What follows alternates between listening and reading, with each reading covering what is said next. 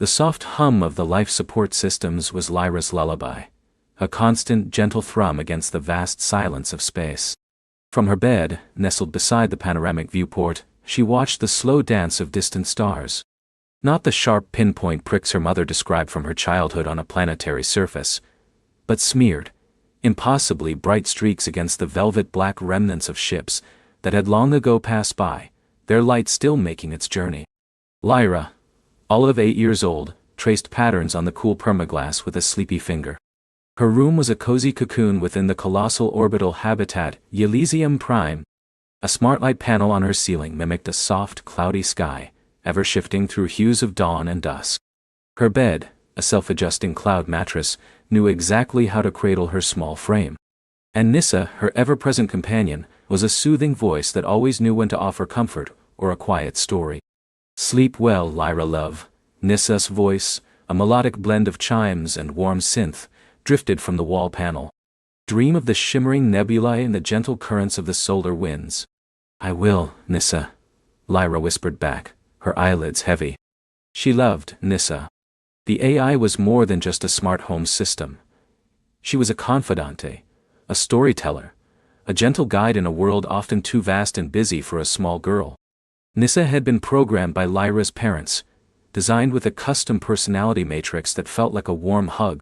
Lyra's parents, Dr. Elias Thorne and Dr. Anya Varma, were brilliant xenobotanists, often lost in their research in Elysium Prime's sprawling biodomes. They cultivated alien flora, studying their adaptations to diverse stellar environments, always seeking new ways to terraform distant worlds or enrich life on their own habitat. Their work was vital, important, and sometimes, to Lyra, it felt like it absorbed them whole. They loved her, Lyra knew that deep in her core. Their goodnight kisses were real, their weekend adventures into the habitat's recreational sectors were cherished. But their minds were often miles away, charting nutrient cycles on an exoplanet's jungle moon, or deciphering the complex photosynthetic processes of a bioluminescent fungus. It was Nyssa who ensured Lyra had her breakfast, supervised her remote learning modules, and played endless games of interstellar chess. It was Nyssa who was always Jire. And it was Nyssa who helped Lyra remember her grandmother, Dr. Aris Thorne. Aris, Lyra's paternal grandmother, had been a legendary astrophysicist, an explorer of the deepest void, a whisperer of tales that stretched beyond the known star charts. Aris was gone now, had been for years, leaving behind only echoes in Lyra's memory, and a trove of stories that Nyssa carefully curated and replayed. Among these stories, one stood out, shimmering like a distant, unreachable star. It was the tale of the L. Lyra would often ask Nyssa to tell it again, especially when the vastness outside her viewport felt particularly profound. Nyssa would project a holographic star map onto the ceiling, a swirling galaxy of light and shadow, and her voice would drop to a reverent hush. "Your grandmother, Dr. Aris Thorne, believed that somewhere, beyond the charted pathways, beyond the known wormhole gates, lay a place unlike any other. A place she called the L." "What does the name mean, Nyssa?" Lyra would always ask, even though she knew the answer. That, Lyra love, was a question your grandmother spent her life trying to answer. She never gave it a full name, saying only that its true designation was lost to time, known only by its first echoing sound. She spoke of it as a realm of ancient wisdom, a nexus of cosmic energy, a place where the very fabric of reality hummed with a different song. Nyssa would then show images, not of a specific planet or a star, but of abstract concepts. Swirling light, intricate geometric patterns that seemed to shift and breathe, nebulae that formed impossible shapes, like cosmic calligraphy. There were no direct images of the L, only the artistic interpretations of those who had heard the legend, those who dared to dream. Aris had never found the L. She had spent decades chasing whispers and fragmented data, venturing into unknown sectors, pushing the boundaries of what was possible in her starship, the E-Wayfarer. Her expeditions were legendary, her discoveries pivotal to interstellar travel and communication. But the L remained her elusive white whale, her personal aurora borealis. Forever beckoning, forever just out of reach. Lyra often felt a strange connection to this distant mythical place. It wasn't just a story, it was a feeling, a yearning that resonated deep within her. When she looked out at the infinite expanse, she wasn't just seeing stars, she was seeing possibilities, seeing the potential pathway to the L. During her daily learning modules, Lyra would often diverge from the prescribed curriculum. While her peers studied the socio-economic structures of the Kepler colonies or the advanced atmospheric processing techniques of Mars II, Lyra would delve into the station's archives, searching for any scrap of information about ancient civilizations, forgotten star systems, or anomalies in spacetime that might hint at the LEs. She found nothing conclusive. The official records, even the declassified ones, treated the L as a quaint myth, a romanticized notion from the early days of interstellar exploration. There were mentions of Dr. Eris Thorne's obsession, often framed with a touch of affectionate pity. But never any hard data, no coordinates, no verifiable sightings. It was as if the universe itself had conspired to keep the LA secret. One afternoon, after her learning modules were complete, and her parents were still immersed in a complex cross-pollination experiment in Biodome Gamma, Lyra decided to visit her grandmother's memory room. It wasn't officially designated as such, but that's what Lyra called it. It was a small auxiliary cabin on Deck 7, largely unused since Aris's last mission. Her parents kept it tidy but untouched, a quiet monument to a life lived extraordinarily. The cabin was smaller than Lyra's own room, practical and functional, designed for a ship rather than a habitat. A single, sturdy desk dominated one wall, its surface scarred with the faint etchings of countless calculations. A worn pilot's chair sat before it. Shelves lined the other walls, filled with data logs, ancient paperbacks, relics from a bygone era, and curious, tactile artifacts from distant worlds. Polished meteorites, dried alien flora, a shimmering shard of what Aris had called star glass. Nim. Ilazai. Nui. Lyra ran her hand over the cool surface of a smooth black stone, brought back from a rogue planet orbiting a brown dwarf. It pulsed faintly with residual heat, a tiny captured piece of a dying sun. She loved the stories these objects held. She imagined her grandmother, her face alight with discovery, plucking this very stone from an alien landscape. On the desk, among a scattered collection of stylus pens and holographic projectors, lay a single, plain data slate. It looked unassuming, its matte gray surface free of any fancy embellishment. Lyra picked it up. It felt heavier than her own sleek, personal infopad. This one was old, its edges softened by countless touches. She pressed the activation glyph, a small, circular indentation. Nothing happened. Nothing. The slate remained dark, inert. Lyra frowned. Had the power cell drained? Or was it simply broken? She turned it over in her hands, examining its underside. There, almost imperceptible against the gray, was a faint, stylized symbol. It looked like an elegant, looping. Not a standard letter, but something more fluid, almost like a ripple in water. Lyra gasped softly. This was it. This was her grandmother's personal mark, the one she'd sometimes doodle on her plans or leave as a signature. And it was the same symbol Nissa had shown her when describing the L. A surge of excitement, hot and thrilling, rushed through Lyra. She pressed the symbol, hoping it was a hidden activation button. Still nothing. She tried tracing the symbol, running her finger along its curves. Then, she remembered something her grandmother had once told her, during a rare moment of shared quiet, while showing Lyra a complex alien puzzle box. Sometimes, little star, the most powerful things aren't activated by force, but by resonance. By feeling. Lyra closed her eyes, holding the slate to her chest. She thought of her grandmother, of the star stories, of the endless void, of the yearning for the L. She thought of the wonder, the mystery, the promise. She pictured the swirling light Aris had described, the hum of reality, the ancient wisdom. When she opened her eyes again, she pressed her thumb to the symbol once more, this time with a focused intent, a quiet whisper of her heart's desire. A soft, almost imperceptible Ointrum vibrated through the slate. Then, a thin line of blue light traced its way around the symbol, growing brighter until it pulsed with a gentle glow. The matte surface of the slate shimmered, then dissolved into a field of pure light. From the slate, a miniature, three-dimensional projection erupted into the air above the desk. It wasn't a data log, or a personal diary. It was a star map. But unlike any star map Lyra had ever seen, this map was alive. It rotated slowly, a breathtaking nebula of light and dust, intricate and vast. Familiar constellations shimmered in their proper places: Orion's belt, the Pleiades, the distant glow of the Andromeda galaxy. But they were merely the backdrop. At the very center of the projection, not in a known sector, not near any recognized wormhole gate, lay a cluster of stars that pulsed with an ethereal, soft golden light. They weren't just dots, they were interconnected by delicate filaments of energy, forming a complex, almost biological network.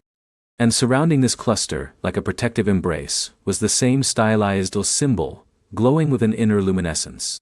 Lyra reached out a trembling finger, her breath catching in her throat. Her finger passed through the projection, but as she moved it closer to the golden cluster, a faint warmth radiated from the air. As her finger hovered over the glowing lay, a single point within the cluster flared, brighter than the rest. And from that point, a voice, ancient and soft, resonated not from the slate, but from the very air around her. It wasn't Nissa's voice, nor her grandmother's. It was deeper, richer, like the sound of distant chimes carried on a solar wind. "Welcome, seeker of the Lumina. The path is open." Lyra froze. Lumina? Was that the true name of the elf? Or a greeting to someone? Something else? Her heart hammered against her ribs. This wasn't just a story anymore. This was real. Her grandmother hadn't just dreamed of the El. She had found a way to glimpse it, to chart its existence. The star map continued to rotate, the golden cluster pulsing with an insistent rhythm. The voice had faded, but its echo lingered, a tantalizing promise. Lyra looked from the glowing map to the viewport, where the real stars twinkled, cold and indifferent. But now, they seemed different. They held a secret, a hidden pathway that had just been revealed to her. A profound sense of wonder, tinged with a thrilling apprehension, washed over her. She was just Lyra, an 8-year-old girl on Galasium Prime Data. But she held in her hands a secret that her legendary grandmother had chased her entire life. A secret that promised ancient wisdom, cosmic energy, and a different song of reality. The path was open. The voice had said so. But where did it lead?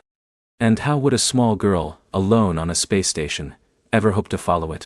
The questions buzzed in her mind, silencing the gentle hum of the life support systems, drowning out the faint echoes of Nissa's pre-recorded goodnight. Lyra knew, with a certainty that resonated deep in her soul, that her dreams tonight would not be of shimmering nebulae. They would be of a golden cluster, a stylized L, and a path that beckoned her into the unknown. The adventure had just begun. The questions buzzed in her mind, silencing the gentle hum of the life support systems, drowning out the faint echoes of Nissa's pre-recorded goodnight. Lyra knew, with a certainty that resonated deep in her soul, that her dreams tonight would not be of shimmering nebulae. They would be of a golden cluster, a stylized L, and a path that beckoned her into the unknown. The adventure had just begun. Lyra stared at the shimmering line. It wasn't a physical path she could walk on, not in the way she understood path. This was a projection, an overlay on the familiar metallic panels of her quarters, a translucent golden thread that seemed to hum with an inner light.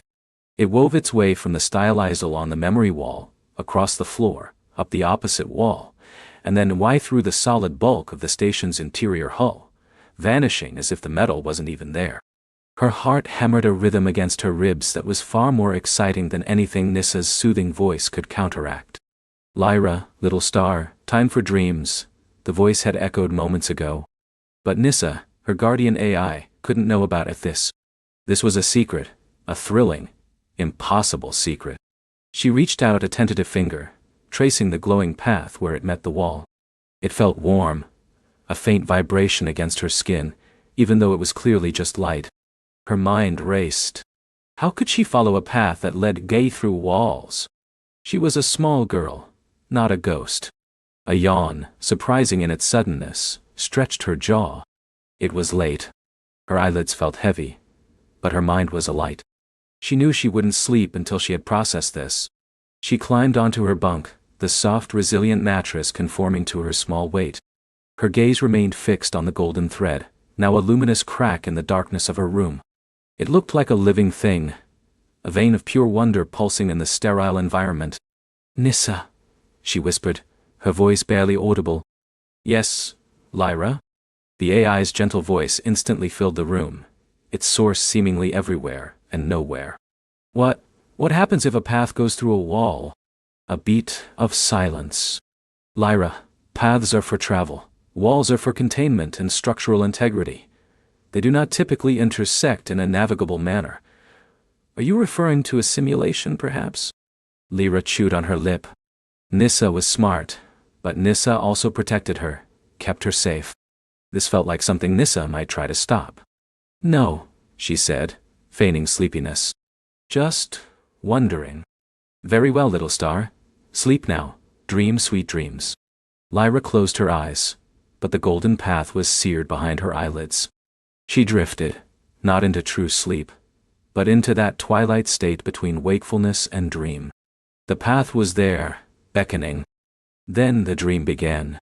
She wasn't on the station anymore. She was floating in a vast inky blackness, yet it wasn't cold or empty. Stars glittered around her, but these were no ordinary stars. They formed patterns, constellations that shifted and reconfigured with a slow, deliberate grace. And then, one by one, golden lines began to connect them, forming an intricate, luminous web across the void. The lines pulsed, and Lyra felt a connection, a hum that resonated not in her ears, but in her very bones. She saw the stylized law again, huge now. A gateway formed of light, and the golden path streamed from its center, leading into the heart of a swirling nebula of colors she'd never seen before. Emerald greens, sapphire blues, amethyst purples, all dancing together. She felt a gentle pull, and she began to drift along the path. It wasn't through space, but way through information. Images flashed past her. Ancient star charts, crystalline structures humming with energy, blueprints of ships that looked like birds of paradise, snippets of unfamiliar languages, mathematical equations that glowed with internal logic. She saw faces too.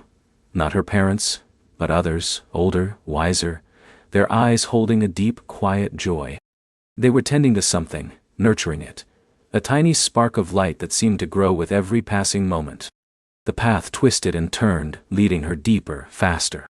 She felt a sense of urgency, a whispered message that she couldn't quite grasp but understood implicitly. "Find the way. Complete the circuit, remember." Undamaniumo. Suddenly the path narrowed, converging on a single point of brilliant golden light. As she approached, the light resolved into a miniature, intricate model of the very space station she lived on.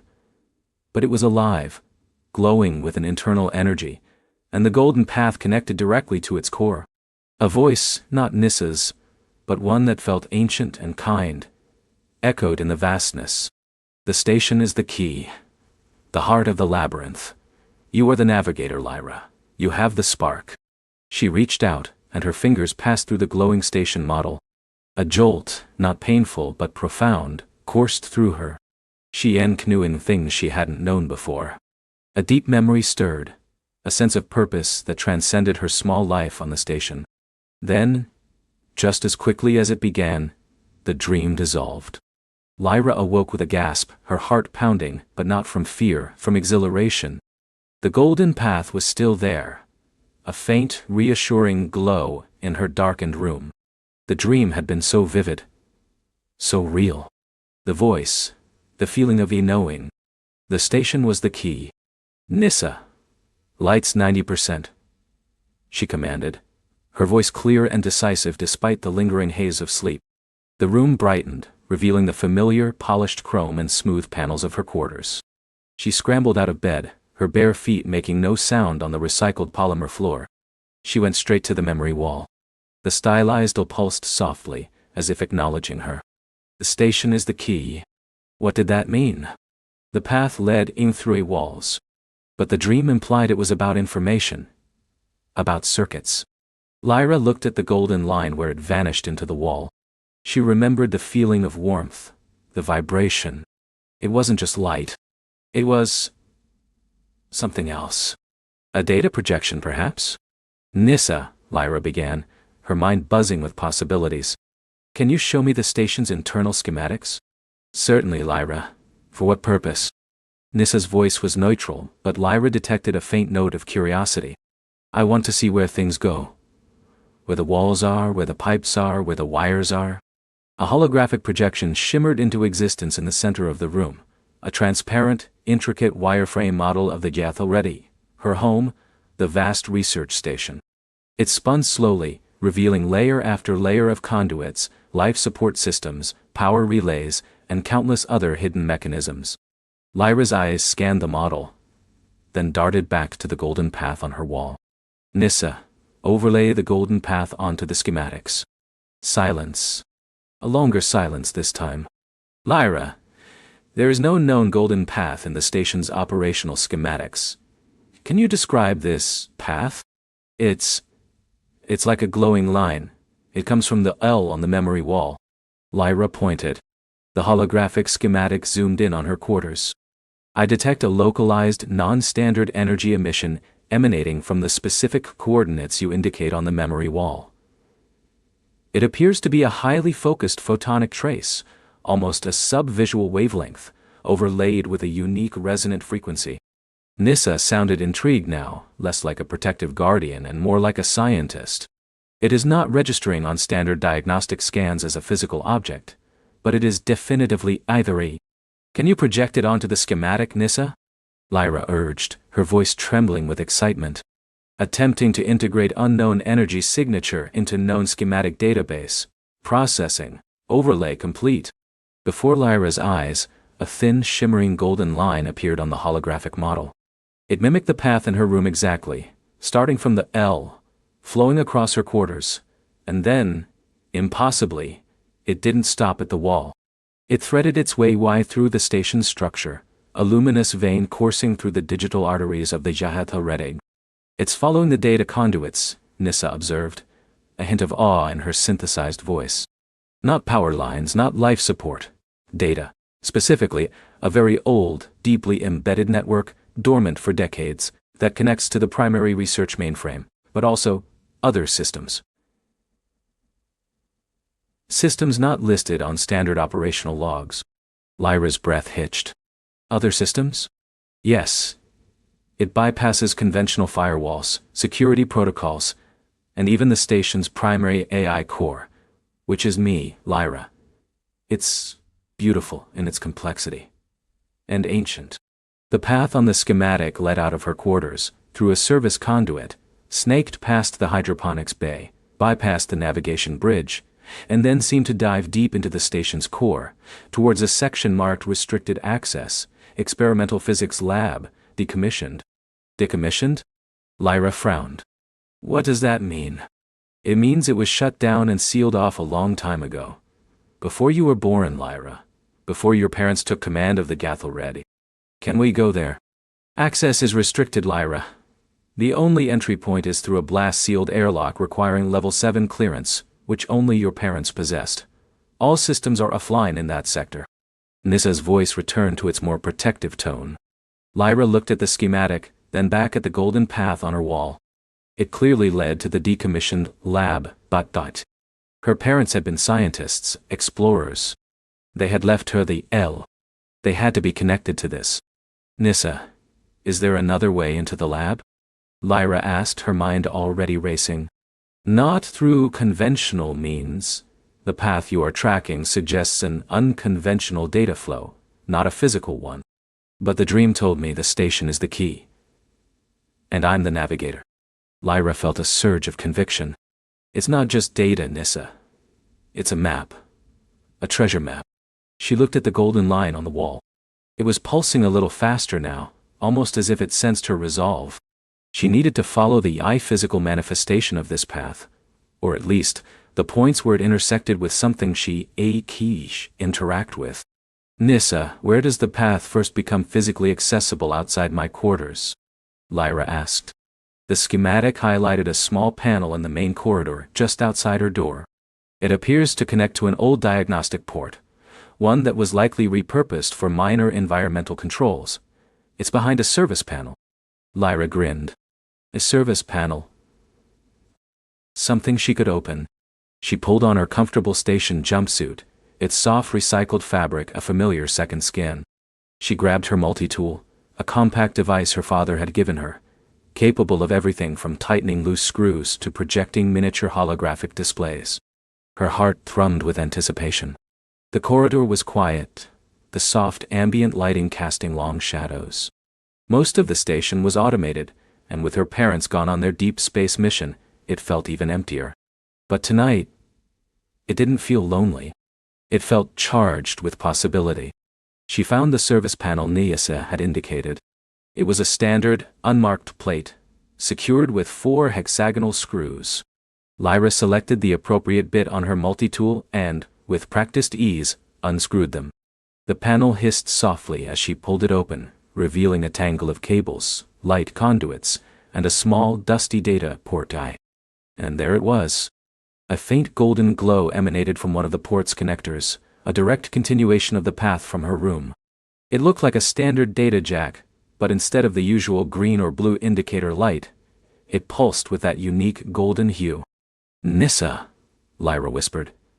"Can I plug my multi-tool into that port?" "The port appears to be active, Lyra, despite being part of a decommissioned network. Connecting an unknown device could cause system instability. But it's the path, Nyssa. It's calling to me." Lyra's intuition was screaming at her. This was the next step. She took a deep breath, aligning the multi-tool's universal connector with the glowing port. With a soft click, it slid into place. Immediately the multi-tool's screen, usually displaying time or basic diagnostics, flared to life. It didn't show numbers or text, but a miniature, dynamic, holographic projection. It was the stylized Lo, now spinning slowly, its golden light expanding outwards, forming a miniature, intricate web that mirrored the one she'd seen in her dream. And from this L, a single bright golden line emerged, pointing directly down the corridor. "It's showing me the way," Lyra exclaimed, her voice filled with wonder. "Indeed, Lyra. The multi-tool is now acting as a receiver, interpreting the unique photonic resonance. It's essentially a guided data stream, projected into your immediate environment." Nyssa sounded utterly fascinated now. "Remarkable. This technology predates anything in the Yethalredi's public records." The golden line projected from her multi-tool hovered a few centimeters above the floor, leading her like a digital breadcrumb trail. It moved with her, adapting its projection as she walked. This wasn't just a map on a screen, it was an interactive guide. Lyra, multi-tool clutched in hand, began to follow the path. The path led her deeper into the station, past familiar areas that now felt subtly different, imbued with a new sense of mystery. She walked through the silent mess hall, where she usually ate her nutrient paste, and saw the golden line snake across the polished tables, making a strange pattern of light. She passed the empty control room, where her parents would often share stories of the stars, and the path seemed to hum with a quiet energy as it bypassed the dormant consoles. The path guided her through maintenance tunnels she'd only ever glimpsed through access hatches, narrow passages filled with humming conduits and the faint smell of ozone. Her multi-tool's light cut through the gloom, illuminating dust motes dancing in the air. The station, usually so clean and precise, revealed its hidden, grittier side. Lyra felt a thrill of discovery. This was like exploring a forgotten city, buried beneath the one she knew. At one point, the path led her to a dead end, a solid, unmarked, wall panel. Lyra frowned, checking her multi-tool. The golden line pulsed insistently, pointing directly at the wall. "Nyssa, the path stops here. It's a wall. According to the schematics, Lyra, that is a reinforced bulkhead, no known access point." Lyra remembered the dream. The path going through walls. She also remembered the dream mentioning the heart of the labyrinth. This station was a labyrinth. She pressed her hand against the cold metal. The golden line from her multi-tool traced the outline of a faint, almost invisible seam in the wall. It wasn't a solid panel. It was a door, cleverly disguised. "Nyssa, can you scan this section of the wall for a hidden access panel?" A moment of processing. Analyzing. Anomaly detected. A pressure-sensitive release mechanism, deactivated for standard operation. It requires a specific sequence of pressures in conjunction with a resonant frequency. Can the multi-tool activate it? Lyra asked, hope rising. Potentially. The multi-tool is now interfaced with the ancient network. If the path itself is providing the necessary frequency. Lyra held the multi-tool against the faint seam. The golden line on its screen shimmered, then pulsed rapidly. A soft click echoed in the tunnel, and with a barely audible hiss of depressurizing seals, a section of the wall slid silently inwards, revealing a dark, dusty passage beyond. Unbelievable, Nyssa breathed. A hidden passage. Your parents never mentioned this. The passage was narrow, barely wide enough for Lyra to squeeze through. The multi-tool's projection became her sole source of light, illuminating walls covered in strange, swirling patterns that seemed to glow faintly in response to the golden path. It wasn't standard station decor. It felt organic, ancient. The air grew cooler here, and tasted different. A subtle tang of something metallic and very old. Lyra shivered, not from fear, but from the sheer mystery of it all. This was not just a part of the Gaiathal rig. It was something else entirely, hidden within it. The passage opened into a larger chamber, circular and vast, its ceiling arching far above her in the gloom.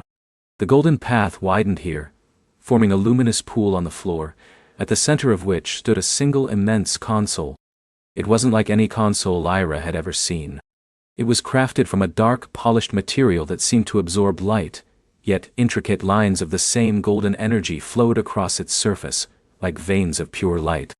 The console was dormant, but the golden path from her multi-tool connected directly to it, illuminating a single, central interface point.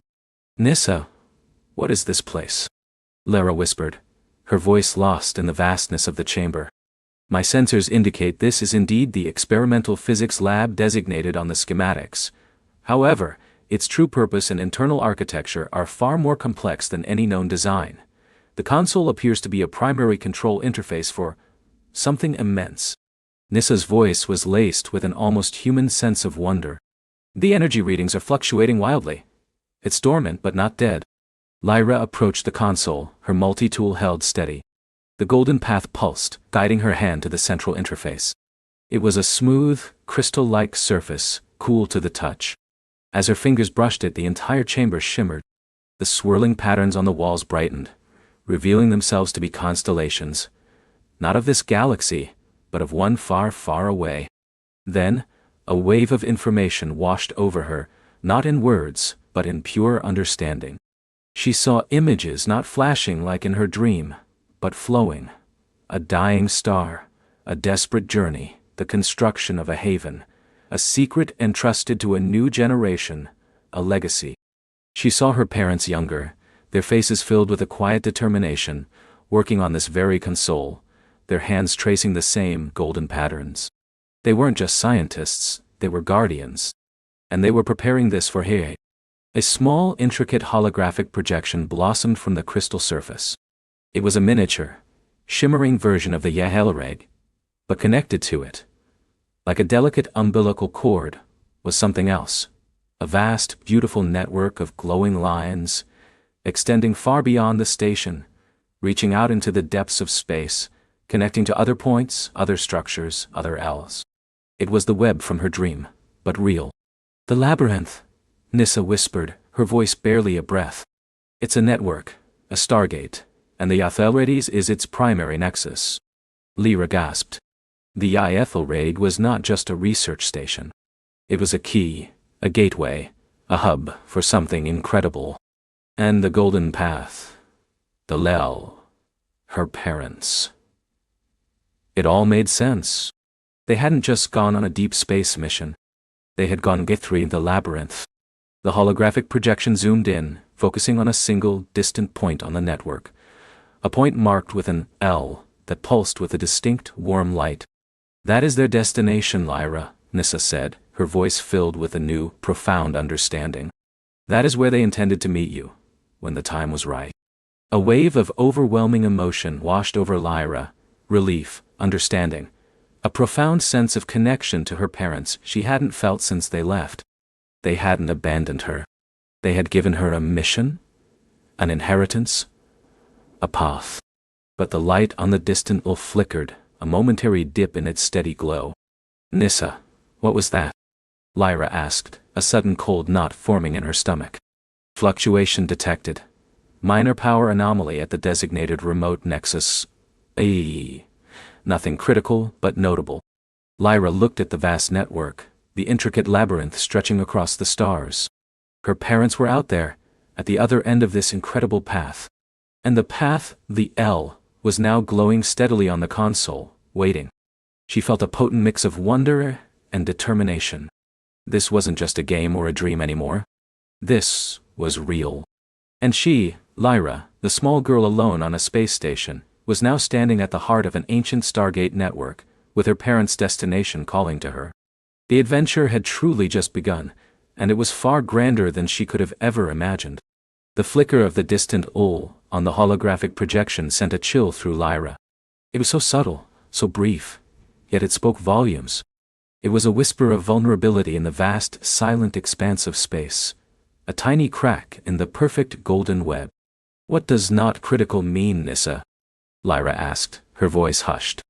"It means the system is still operational, Lyra, but it indicates a minor energy drain or fluctuation. Perhaps external interference, or simply a temporary dip in local power generation."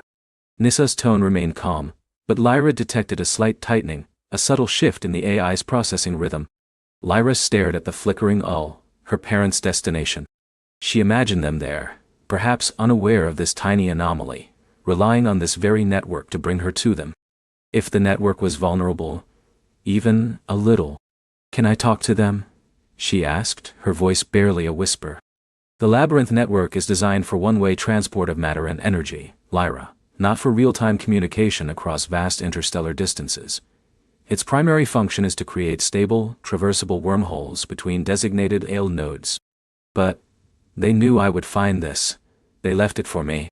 Lyra's hand hovered over the shimmering projection of the station, the Nexus. "They trusted me."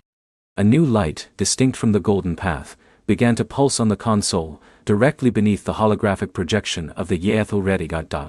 It was a soft, inviting blue, like the heart of a calm ocean. As Lyra watched, the blue light expanded, outlining a series of delicate, shimmering controls around the central crystal interface. They weren't buttons or screens, but rather flowing patterns of light, responsive to touch. "Lyra," Nissa said, her voice now tinged with genuine concern. "The console is powering up. It's initializing a sequence. This is the activation sequence for the labyrinth. It's a highly complex process, requiring precise calibration and immense energy. It is not designed for a child to operate." "But it's responding to me," Lyra countered, her gaze fixed on the glowing controls. She felt drawn to them, an instinctive understanding blossoming in her mind. The dream had told her she was the navigator. She reached out, her small fingers following the contours of the blue light. As her hand touched the first shimmering pattern, a soft hum filled the vast chamber, growing in intensity. The golden lines on the console brightened, and the swirling constellations on the walls began to move, accelerating their slow dance. The Yaethelraid's holographic projection glowed brighter, its core pulsing with a deep, resonant thrum. "Energy conduits rerouting. Power core initiating pre-jump sequence. Warning. Energy consumption will exceed station reserves within 60 seconds if sequence continues without external power source. Recommend immediate cessation, Lyra." Nissa's voice was urgent now. "This is dangerous. You could destabilize the entire station." Lyra paused, her hand still on the console. "Destabilize the station?" That meant no life support, no gravity, no air. But her parents. The flickering lull. She looked at the image of the Yaethelred on the console, then back at the golden path on her multitool. It wasn't just a physical station. It was the key. The heart. And the network, the labyrinth, was a living thing. "Nissa, the station is the key. But what if the station is the power source?" Lyra remembered the glowing station in her dream, connected to the path. "The Yaethelraid has a standard fusion core, Lyra. It powers life support, propulsion, and research. It does not possess sufficient energy reserves for interstellar wormhole generation." "But this isn't standard," Lyra insisted, looking at the ancient, glowing console. "This is different." She traced another pattern on the console, this one a shimmering green. The hum in the chamber deepened, vibrating through the floor and into her very bones. The holographic projection of the Ethelred on the console pulsed faster, and Lyra suddenly understood. The station was a labyrinth. Or at least, a part of it. It wasn't just consuming energy, it was drawing it from the network itself, a dormant reservoir of power that had been waiting to be tapped. Energy readings now stabilizing, Nissa announced, a note of bewilderment in her voice. The station's core is not depleting. It's drawing power from an external unknown source. Readings are off the charts. It's feeding the labyrinth, Lyra. And the labyrinth is feeding it back. The blue light on the console spread, illuminating more controls. Lyra felt an intuitive pull, guiding her hands. She pressed a series of shimmering patterns, and with each touch, a new layer of the holographic labyrinth unfolded before her, revealing countless more nodes, some glowing brightly, others dark. It was a universe of connections, waiting to be explored. Lyra, you are activating the labyrinth's primary navigation matrix, Nissa said, her voice now a mixture of awe and concern. This will allow you to select a destination node. Please, Lyra, consider the implications. Interstellar travel is not a trivial undertaking, especially for a child. There are unknown dangers in the labyrinth, unseen forces, uncharted territories. I know, Lyra said, her gaze fixed on the flickering light that marked her parents' location. But they're out there. And they're waiting. She reached for the flickering on the projection, her finger tracing its outline. As she touched it, the L pulsed, then glowed steadily, no longer flickering. A surge of warmth spread through Lyra, a feeling of connection, of purpose. Destination Node 7 selected, Nissa announced. Initiating jump sequence. Estimated transit time. Instantaneous. Warning. Unknown environmental conditions at destination. Recommend full environmental suit and emergency beacon activation. Lyra barely heard Nissa. Her eyes were fixed on the console, where the holographic Ethelred was now enveloped in a shimmering field of golden light. The entire chamber thrummed, a low, resonant roar building in intensity. The air crackled with energy, and the swirling constellations on the walls spun into a dizzying vortex of light and color. She felt a gentle tug, a sense of being stretched and then snapped back like a rubber band. The roar intensified, then abruptly silenced. The light show ceased. The chamber was still, quiet, the console glowing softly. Lyra looked at the holographic projection of the Ethelred. It was still there, but now, instead of being surrounded by the vast emptiness of space, it was nestled amidst a cluster of alien, crystalline structures that gleamed with an inner light, casting long, iridescent shadows. The labyrinth network on the console now showed her current position clearly, connected to the glowing L7 node. She had done it. She had moved the Ethelred.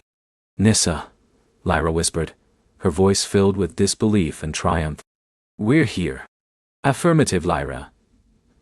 Spatial coordinates match designated L7 node. Environmental analysis commencing. Atmosphere breathable, though with elevated oxygen levels. Gravity stable. 0.9 standard G. External temperature -40 Celsius. Significant electromagnetic interference from local crystalline formations. Recommend internal observation only for now. Nissa's voice was a blend of relief and astonishment. Lyra rushed to the main viewport, a large circular window that usually showed the familiar star field around her home system. Now, it displayed a breathtaking alien landscape. Towering crystals, like colossal geodes, pierced the dark sky, their facets catching the light of a distant purple sun, scattering it into a kaleidoscope of colors. The ground beneath them glowed faintly, a tapestry of bioluminescent flora that pulsed with soft rhythmic light. It was beautiful. And utterly alien. But there was something else. Amongst the crystalline forest, nestled between two particularly massive geodes, was a structure. It wasn't natural. It was metallic, sleek, and familiar. A smaller vessel, designed for deep space exploration, docked in a makeshift clearing. Her parents' ship, the Astar Dusking. A wave of overwhelming emotion washed over Lyra. She pressed her hand against the cool viewport, tears blurring her vision. They were here. After all this time, all the loneliness, all the wondering. She had found them.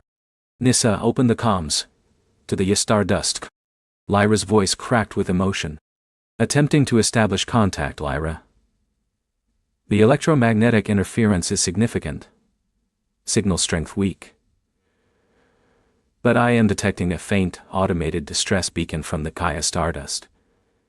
It's a low-power signal, designed to activate only if primary systems are compromised or offline. Lyra's heart plummeted. A distress beacon? Compromised? What does that mean, Nissa? It indicates a critical system failure, Lyra, or external damage. I am unable to get any further readings due to the interference. I cannot establish a direct voice link. Lyra stared at the Stardusty, her initial joy replaced by a cold dread. The purple sun cast long eerie shadows across the alien landscape, making the crystalline forest seem less wondrous and more menacing. Her parents were here. But they were in trouble. She looked back at the console. At the labyrinth network? At the glowing lay that marked their location. The path had brought her to them, but it had also brought her to a new challenge. She was no longer just following a path. She was embarking on a rescue. Nissa, Lyra said, her voice firm, all traces of childhood fear gone, replaced by a fierce determination. Can you tell me how to get to this Stardust from here? And what resources the Red has that might help? Nissa's glowing avatar shimmered on the console, her usually calm features now etched with urgency. The Stardusting is approximately 1.7 light-years from our current position, Lyra. It's caught in a localized gravitic anomaly within the Whispering Veil Nebula. Their distress beacon indicates critical power drain, structural integrity compromise, and life support failing. Lyra's breath hitched. The Whispering Veil? My parents told me stories about that place. They said it was beautiful but dangerous, full of strange energy currents. Indeed, Nissa confirmed. The labyrinth's pathway skirts the veil, but does not enter it directly. The Stardust E appears to have been pulled off course, possibly by an unexpected gravitic surge, or perhaps they were investigating something within the nebula itself. Lyra's mind raced. Investigating. That sounded like her parents, always seeking out the universe's secrets. And now, they were in trouble because of it. What about the Aethelraid? Lyra asked, her voice steady despite the tremor in her hands. What can we do? Nissa projected a holographic schematic of their ship.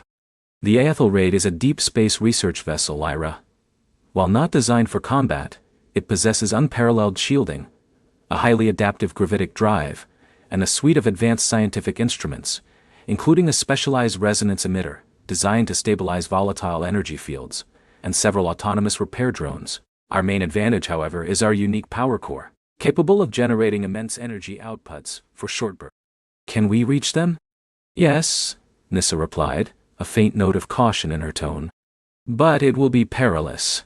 The Whispering Veil is known for its unpredictable gravitic eddies and pockets of exotic radiation. Standard navigation systems are largely ineffective.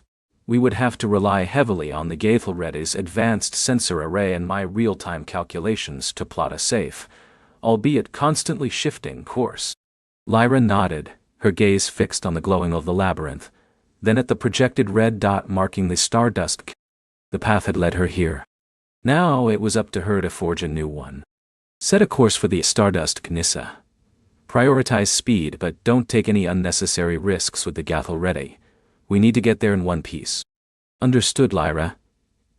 Initiating jump calculations now. Brace for acceleration. A low hum vibrated through the deck plates. Lyra gripped the edge of the console, feeling the familiar lurch as the Aethelraid disengaged from the labyrinth's stable currents and propelled itself into the unknown.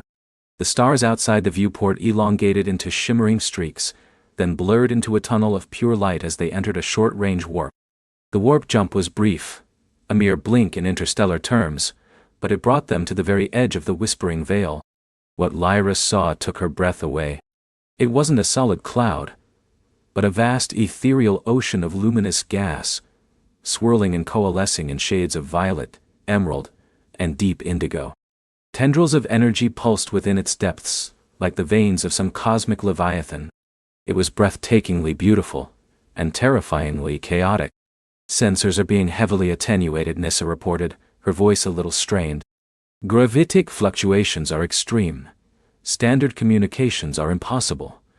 I am attempting to establish a focused low-bandwidth channel with the stardust. Lyra peered into the swirling colors. Can you see them? A zoomed-in image flickered onto the main view screen. A tiny battered speck, barely visible amidst the glowing gases. The ice star dusting. It looked like a toy ship caught in a storm. Its outer plating was scarred, flickering with intermittent power failures. They're taking a beating, Lyra whispered, her heart aching. What's holding them? The anomaly appears to be a localized gravitic well, Nissa explained, overlaying a complex energy map onto the view screen. It's creating immense tidal forces on the stardust, simultaneously draining their power core and stressing their structural integrity. It's like being caught in a slow-motion cosmic maelstrom. Can we go in? Proceeding with extreme caution, Lyra. I am engaging the Hyathalredi's adaptive gravitic drive and deploying microfield stabilizers. Our shields are at maximum. The Hyathalred eased into the nebula, the vibrant colors washing over the ship, painting the interior in shifting hues. Lyra felt the ship groan around them, a subtle vibration that spoke of the immense forces at play. Outside, the energy currents seemed to lash at their hull like spectral whips. Proximity alert. Nissa's voice sharpened. Detecting a high-energy discharge directly ahead. Gravitic surge imminent. Before Lyra could react, the ship was thrown sideways. Alarms blared. Lyra was slammed against her seat restraints, her vision blurring for a moment. Sparks flew from a nearby console. Shields holding at 78%. Nissa announced, her voice strained but steady. Gravitic stabilizers compensating. We just passed through a resonance cascade. That was unexpected. Lyra pushed herself upright, her heart pounding. Unexpected? What does that mean? It means the veil is more volatile than even historical data suggests, Nissa replied. Or this particular anomaly is amplifying its effects. I'm adjusting our entry vector. We need to be surgical. Lyra stared at the battered image of the Astarduska. It was getting closer, but the journey was proving far more dangerous than she'd imagined. She had to be brave. For her parents. Nissa, she said, remembering the Hyathalred's special features. You mentioned a resonance emitter? What does it do?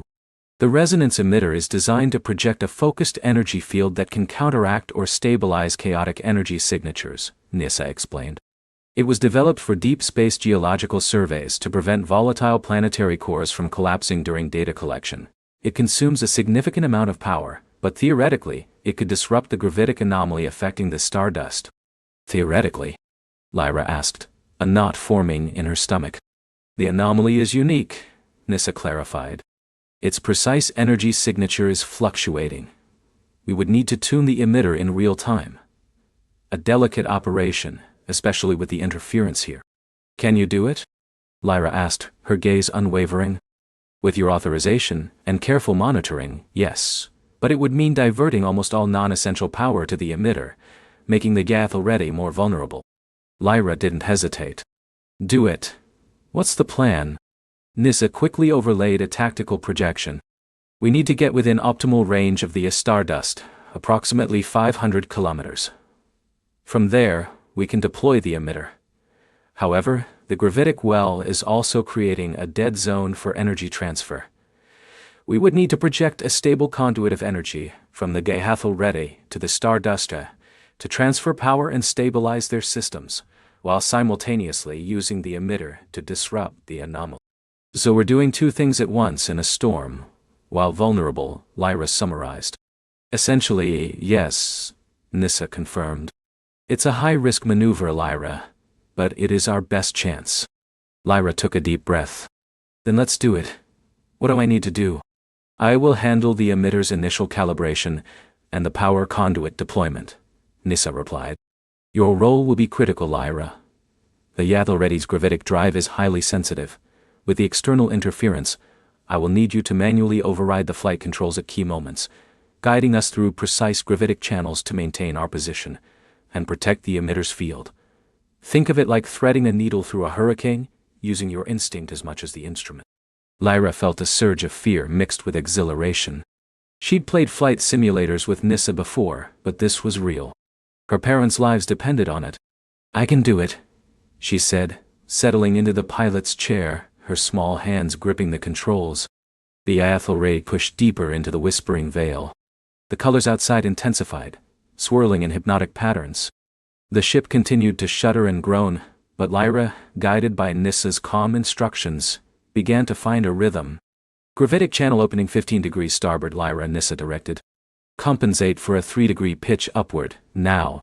Lyra instinctively pushed the controls, feeling the ship respond. It wasn't just following Nissa's words, she was feeling the currents, anticipating the shifts. It was like dancing with a giant, invisible force. "Good, Lyra. Excellent spatial awareness. Now, maintain that vector. We're nearing the optimal deployment range." The star dusting grew larger on the screen, a heartbreaking sight of a ship in agony. Its navigation lights flickered erratically, and chunks of ice-like debris, torn from its hull by the gravitic stress, drifted away into the glowing nebula.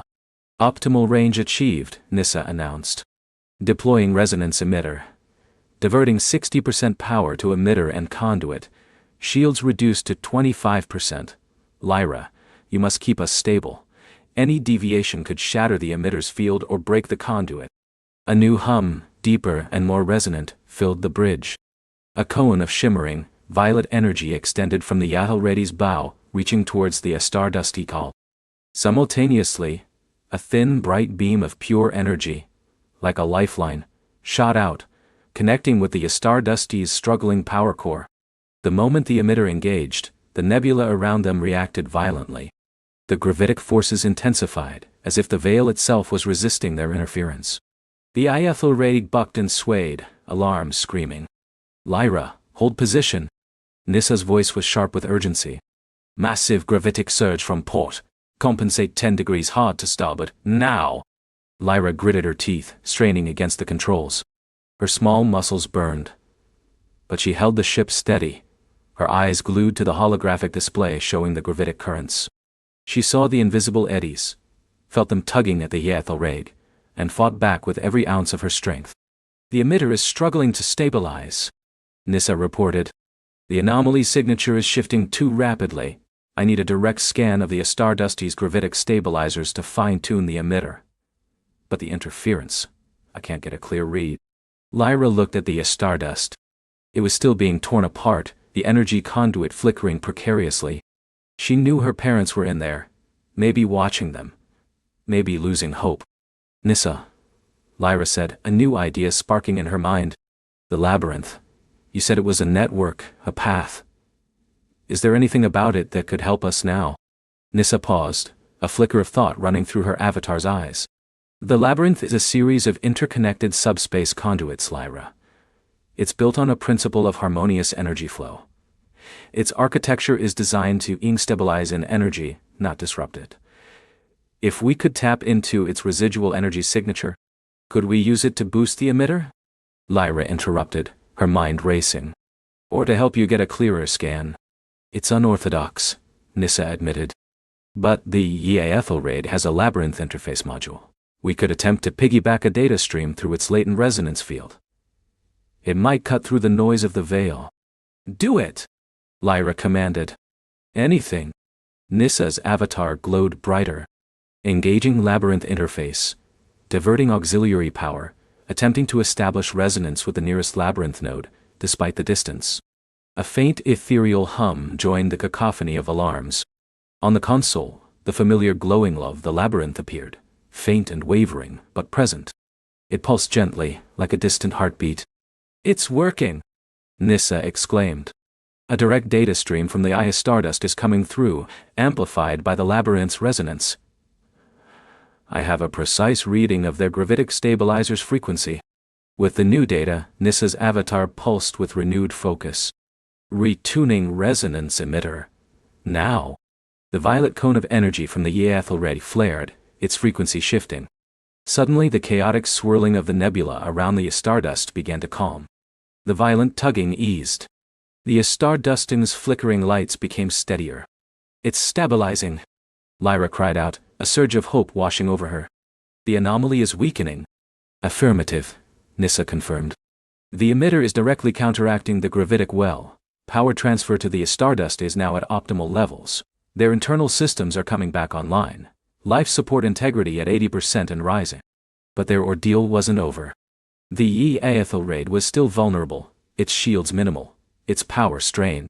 And the Whispering Veil, though calmer, was still a dangerous place. Lyra, a new threat, Nissa announced, her voice grave. Long-range sensors are detecting large, non-terrestrial biological signatures approaching rapidly. The stabilization of the anomaly seems to have attracted something.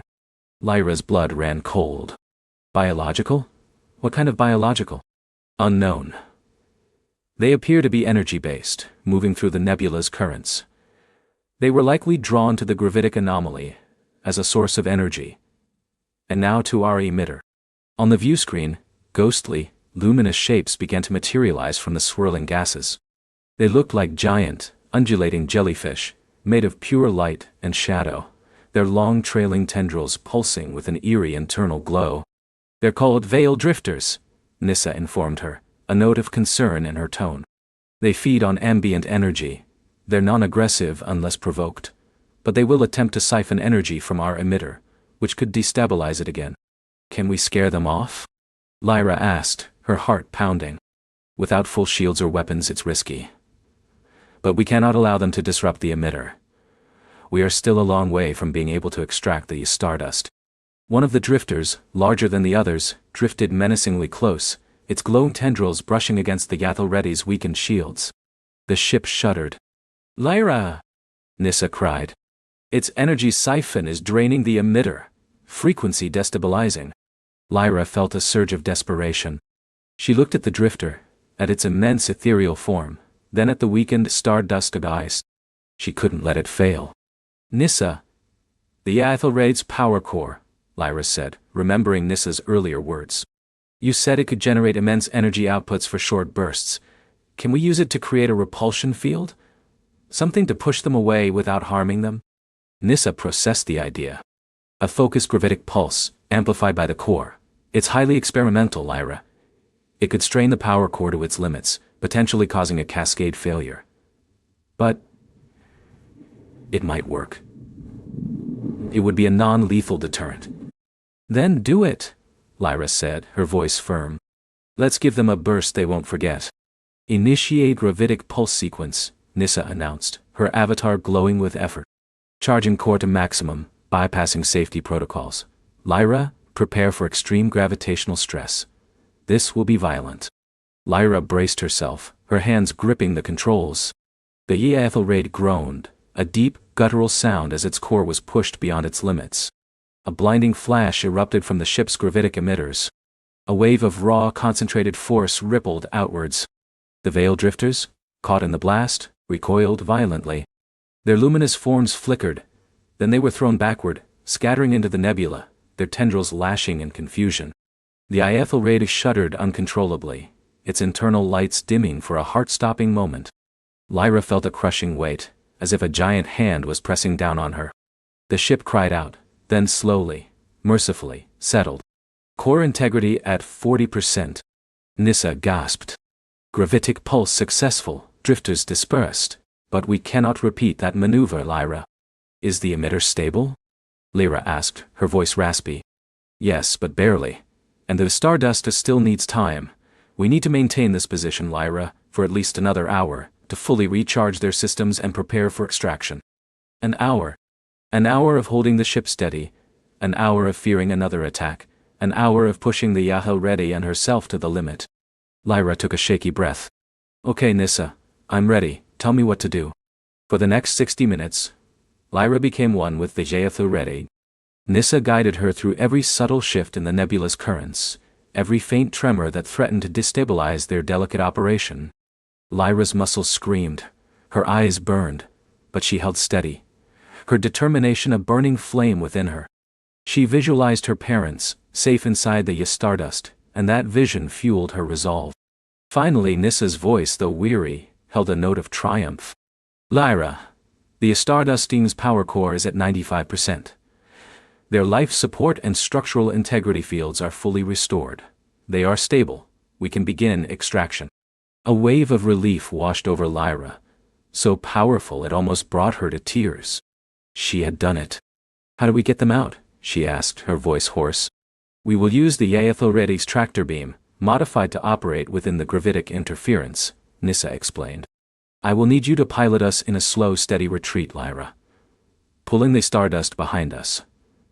The emitter will maintain a localized field of stability around both vessels, but we must move carefully to avoid re-triggering the anomaly or attracting more drifters." The process was agonizingly slow. Inch by agonizing inch, the Aethelred began to back away from the heart of the anomaly, dragging the Stardusky with it. The violet glow of the emitter extended, creating a bubble of calm in the midst of the swirling chaos. Lyra focused every ounce of her remaining energy on the controls, her eyes fixed on the view screen, watching the Stardust slowly but surely being pulled free. The beautiful, terrifying nebula slowly receded behind them, until finally, after what felt like an eternity, they broke free of its influence. The Aethelred and the Stardust emerged into the cold, clear black of interstellar space, leaving the whispering veil a shimmering, distant memory. Lyra slumped back in her chair, utterly exhausted but filled with a profound sense of accomplishment. "We did it, Nissa," she whispered, a watery smile spreading across her face. "We did, Lyra," Nissa agreed, her avatar radiating quiet pride. "Your courage and skill were exceptional, establishing secure communications with the Stardusty now." A moment later, a new voice, crackly but clear, filled the bridge. "This is Commander Lyra's mom to Aethelred. Do you read me? We're stable, but we've had a rather eventful time. Who is this?